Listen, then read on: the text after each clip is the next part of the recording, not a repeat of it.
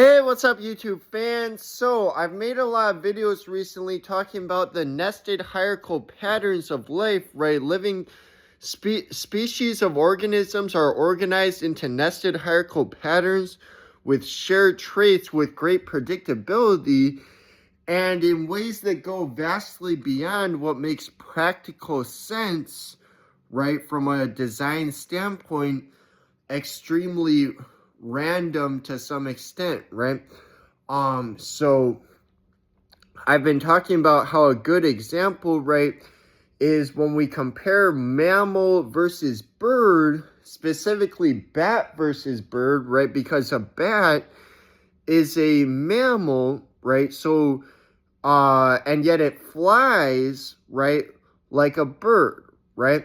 And so if a bat were to have predictable similarities with anything else, you would think that it would have predictable similarities with a bird, if anything, right?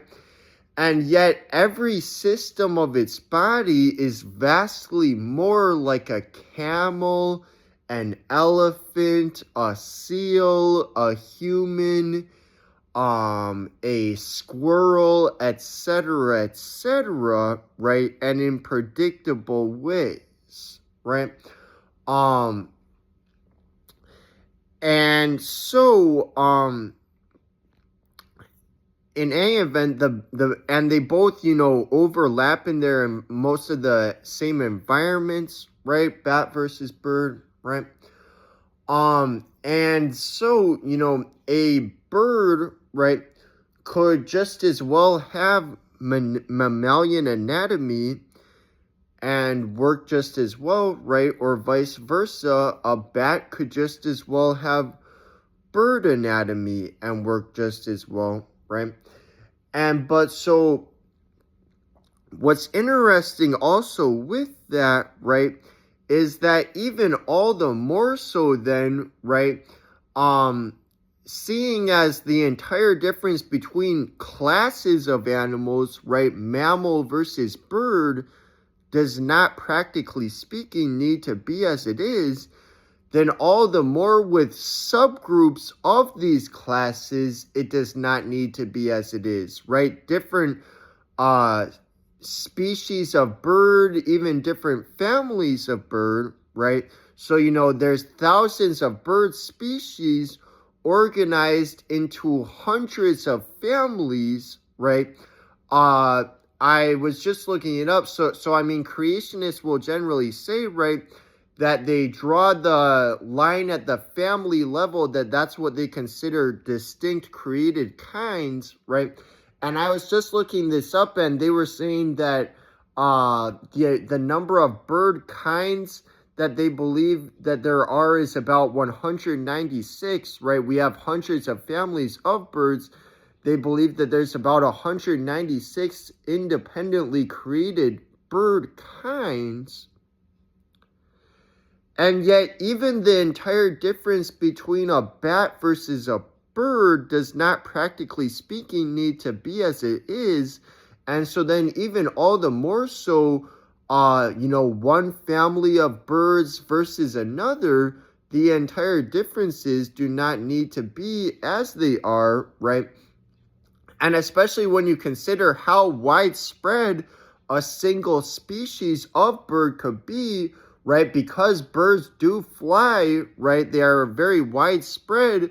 The most widespread bird species is found across most continents in the world, right?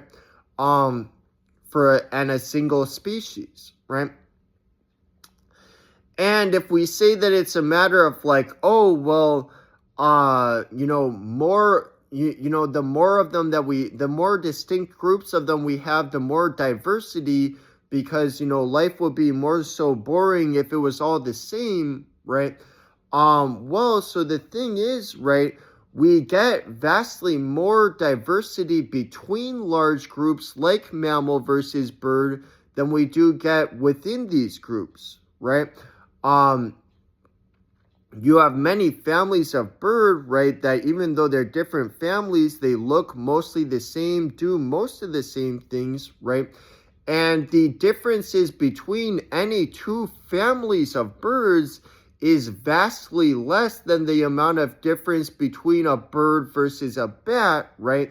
And yet for either group, following narrow patterns that all members of the group are adherent to, right? Like for mammals, right, 7 neck vertebrae, 3 middle ear bones, 1 lower jawbone, heterodont teeth, hair, sweat glands, mammary glands, sebaceous glands, a diaphragm, epiglottis, philtrum. Most mammals, including bats, have dichromatic vision. We do not because we're primates, Caterhine primates. External ears, right? The fact that a bat has external ears, right? And then in the case of a bird, right, 2-chambered stomach, beaks. All birds have beaks. Feathers, right? And so, we get vastly more diversity between these groups than within them, and narrow adherence to patterns within groups, right? And so,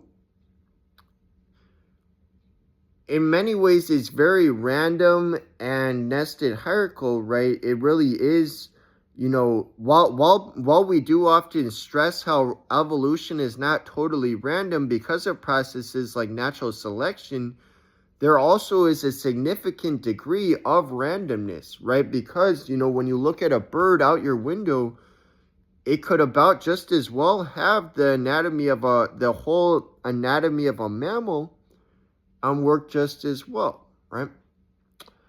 Let alone, any two groups of bird, even all the more so that is accurate to say, right?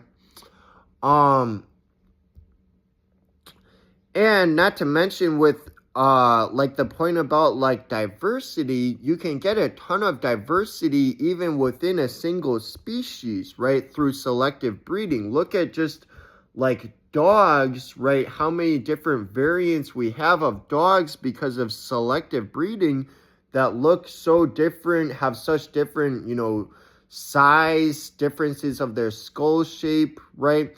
And all within a single species, right?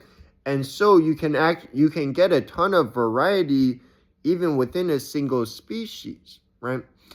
And so biodiversity is relatively random, right?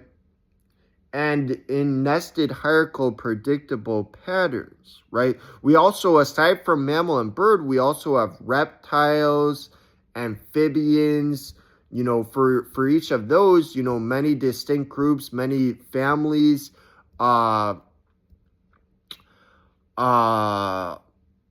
generally overlapping in the environment between different families. We have, fish, all of the invertebrates.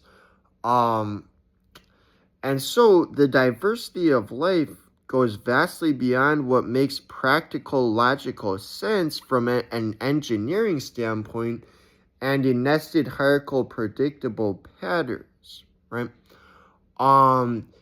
Which these nested hierarchical patterns predict the reproductive dependencies that groups of organisms have, right? Such as a human zygote cannot grow without the various features of the mother's body, the womb, placenta, the umbilical cord.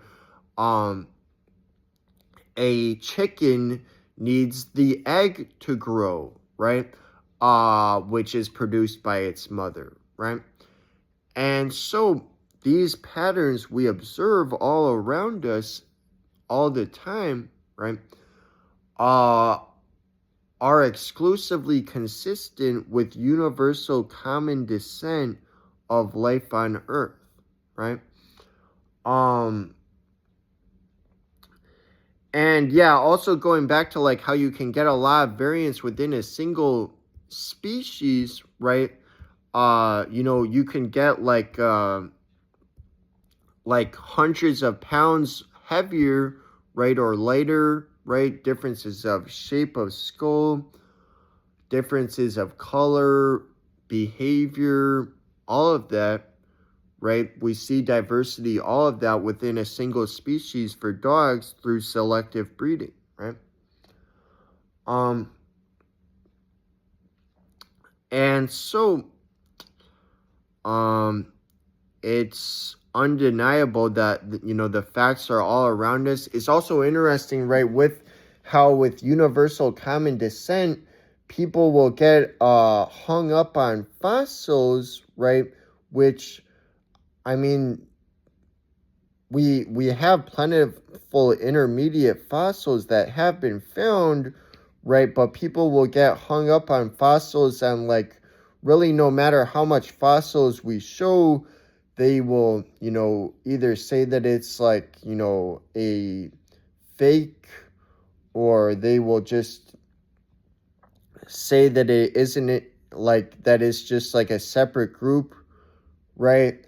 And so they will try and like make it, but they will try and portray it as though that it's all, hinging upon fossils, right? And so like, oh, we need to have like this whatever fossil, and that's what'll prove the common descent. And so like, uh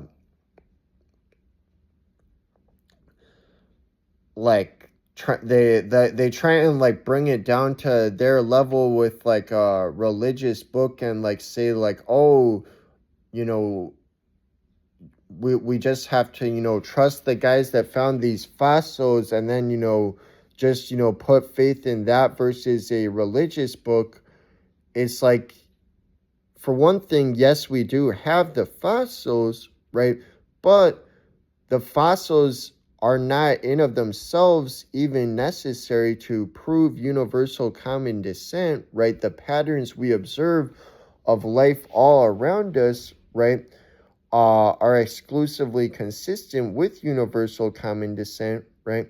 And it's also interesting with some of this with the the arguments about vestigial organs, right?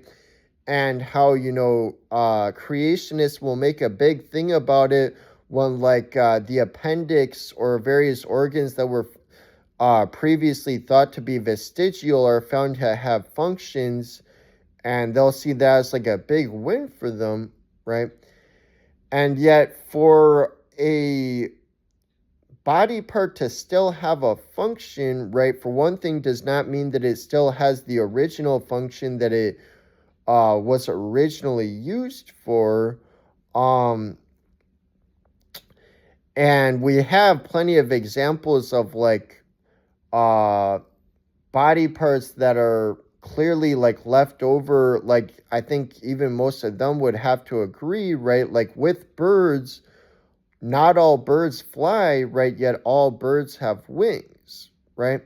So their wings are clearly, like in the case of flightless birds, left over from when their ancestors did fly, right? Not all mammals have wings, right? But all birds have wings regardless of if they fly.